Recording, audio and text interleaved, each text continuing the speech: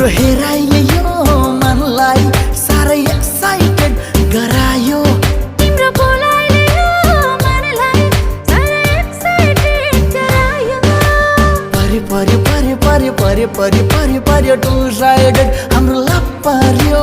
परे परे परे परे परे परे परे परे टु साइडेड हाम्रो लभ पर्यो